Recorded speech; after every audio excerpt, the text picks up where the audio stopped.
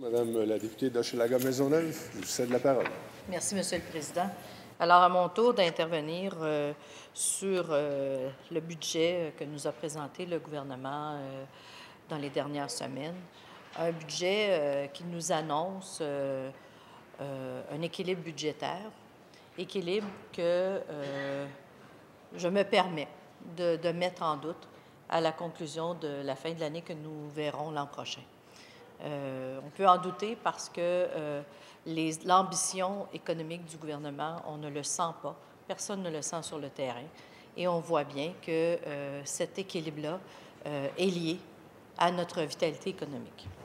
Cependant, Monsieur le Président, vous me permettrez de m'inquiéter en lien avec des portions de ce budget qui sont venues amputer des pas qui pourraient justement permettre le développement de notre économie, particulièrement en matière d'habitation. Alors, comme porte-parole à l'habitation pour le Parti québécois, eh bien, je suis, comme tous les groupes qui interviennent en matière de logements sociaux, je suis déçue et inquiète de voir ce qui va se passer avec le programme Accès Logis. On a été, depuis plus d'une dizaine d'années, habitués à avoir 3 000 unités de logement. On avait vécu une pause sous les alliés libérales, malgré un engagement de l'ex-premier ministre Charest à avoir chaque année 3 000 unités de logement. On avait eu des années à 2 500 unités, justement pour répondre à des engagements de vouloir atteindre l'équilibre budgétaire. Alors, malgré la diminution du nombre d'unités, on n'avait pas non plus atteint l'équilibre budgétaire. Alors, de là, mon propos qui dit, c'est pas parce qu'on a pris ces engagements-là qu'on va les atteindre. J'en ai aucune certitude. Mais l'engagement qu'a pris le gouvernement de réduire de 3 000 à 1 500 unités de logement, eh bien, je vais vous dire, ça va faire mal. Ça va faire très mal parce que l'investissement qui est fait par le gouvernement dans le logement social, c'est un investissement important. C'est un investissement qui permet à des ménages, particulièrement des ménages des femmes monoparentales avec enfants, qui leur permet justement d'avoir accès à un logis. Vous savez, l'accès, le droit au logement, Monsieur le Président, c'est un droit important. Et le fait d'avoir accès à un logement social, c'est souvent ce qui va faire qu'on va donner à manger à nos enfants pour les 3 repas par jour. Parce que les loyers sont excessivement chers et avec les revenus au moins 50 des familles à Montréal qui paient, non, excusez, on sait que 50 des familles qui paient plus que 50 de leurs revenus en loyer, eh bien, ces familles-là, si elles n'ont pas accès à des logements abordables, eh bien, ce qui arrive, c'est leurs enfants qui sont pénalisés directement. Alors, Monsieur le Président, le fait de réduire à 1 500 unités fait en sorte que ça va venir même remettre en question certains groupes de ressources techniques qui n'auront pas de contrat, tout simplement parce qu'il n'y a pas d'unité à construire. Ça va venir remettre en question aussi tout le développement du logement social partout dans les grands centres, parce que c'est particulièrement dans les grands centres urbains où on construit du logement social. Et ça va faire en sorte que les régions périphériques aux grands centres urbains n'en auront pas du tout d'unités de logement, parce qu'on le sait, il faut quand même un certain nombre d'unités dans un complexe pour le rendre rentable. Et on ne peut pas faire un 6 logements, ce n'est pas rentable. Alors, il faut avoir un minimum, et là, les régions n'auront plus les moyens, parce qu'en plus, les ressources techniques ne seront plus là pour réaliser les projets. Alors, vous me voyez très inquiète et déçue. Le logement social, c'est aussi de l'investissement en matière de construction. Ça fait travailler du monde dans la construction, c'est des jobs. Alors, on vient affecter de ce fait-là un pan de notre économie. Et il a toujours été démontré que le logement social, c'était beaucoup plus un investissement qu'une dépense. Alors, c'est incompréhensif, cette décision du gouvernement de faire en sorte de couper des unités de logement social au moment, justement, où les familles ont besoin de ces unités-là. Aussi, comme orientation, le gouvernement a décidé de plutôt orienter son approche vers la privatisation d'une certaine forme du logement social, qui est de privatiser vers l'aide à la personne. Et c'est en droite ligne avec tout le discours que tient mon collègue, le député de Rosemont, sur les programmes Logement d'abord que la ministre des Services sociaux a signé avec le fédéral.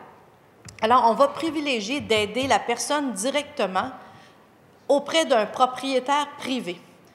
Alors, c'est ce qu'on va faire. Alors, on va obliger les municipalités à aller inspecter des logements. Après avoir inspecté ces logements-là, on va donner une aide à la personne. Et cette aide à la personne-là fait en sorte de un peu venir encadrer de façon très, très structurelle cette personne-là dans ce logement-là. Alors, vous voyez les abus de propriétaires qui arrivent dans des cas comme ça. Et là, ça devient la nouvelle orientation. Alors, est-ce que ça devient une nouvelle orientation gouvernementale de privilégier l'aide à la personne au lieu du logement collectif, au lieu de privilégier justement le logement social? C'est vraiment une orientation gouvernementale qui est prise par le gouvernement et pour laquelle, je vous le dis, Monsieur le Président, je ne peux pas être d'accord.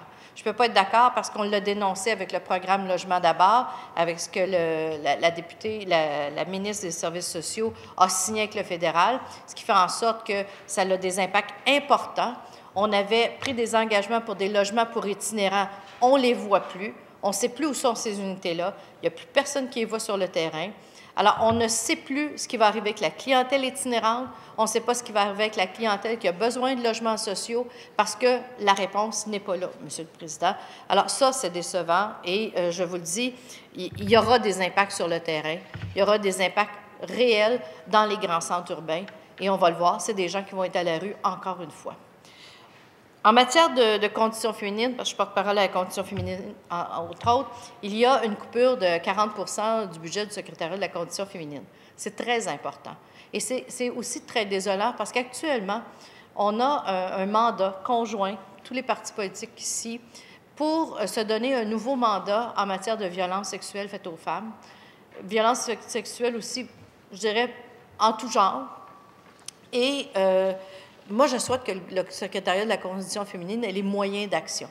Elle ait moyens d'action. Alors moi, je plaide là, pour qu'il y ait une revision du budget du secrétariat de la condition féminine pour qu'on ait des vrais moyens d'agir pour donner des outils aux femmes, pour donner des outils à celles qui sont agressées, à celles qui sont violentées, parce que ce n'est pas en réduisant les budgets du secrétariat de la condition féminine qu'on va permettre justement de donner les moyens aux femmes d'avoir finalement une meilleure vie, parce qu'elle est là, la solution.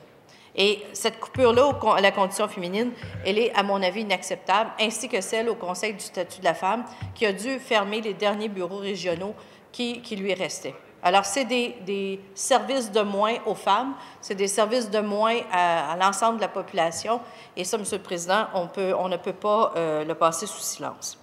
En dernier lieu, bien, je suis aussi porte-parole en relations internationales, alors je fais mes 3 blocs.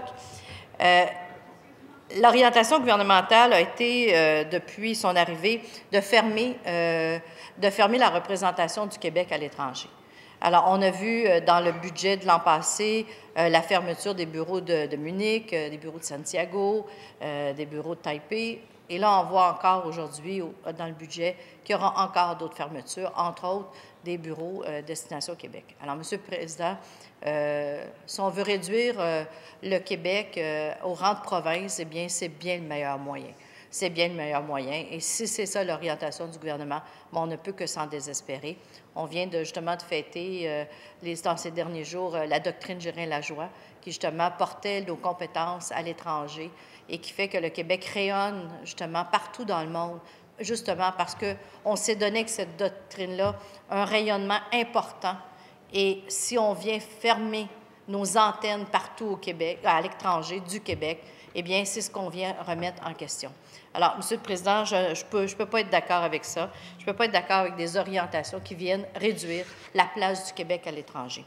Et en ce sens, Monsieur le Président, vous me permettrez de présenter la motion suivante. Que l'Assemblée nationale blâme sévèrement le gouvernement libéral pour avoir présenté un budget réduisant substantiellement le nombre d'unités de logement du programme Accès Logis. Et vous comprendrez, Monsieur le Président, que pour moi, cette réduction-là de nombre d'unités d'Accès Logis, elle est inadmissible, elle est surtout contraire aux orientations qui avaient été données en campagne électorale par ce gouvernement-là. Jamais le Parti libéral n'a annoncé une réduction des programmes Accès Logis. Jamais ils n'ont annoncé qu'ils réduiraient les subventions aux groupes. Jamais ils n'ont annoncé que les tarifs de garde seraient réduits, seraient augmentés de façon substantielle. Alors, Monsieur le Président, ce budget-là est, à mon avis, un budget qui est inacceptable et nous allons voter contre. Très bien. Alors, merci à vous, Madame la députée d'Hochelaga-Maisonneuve. Et bien sûr, votre motion elle est déposée sous réserve de sa recevabilité.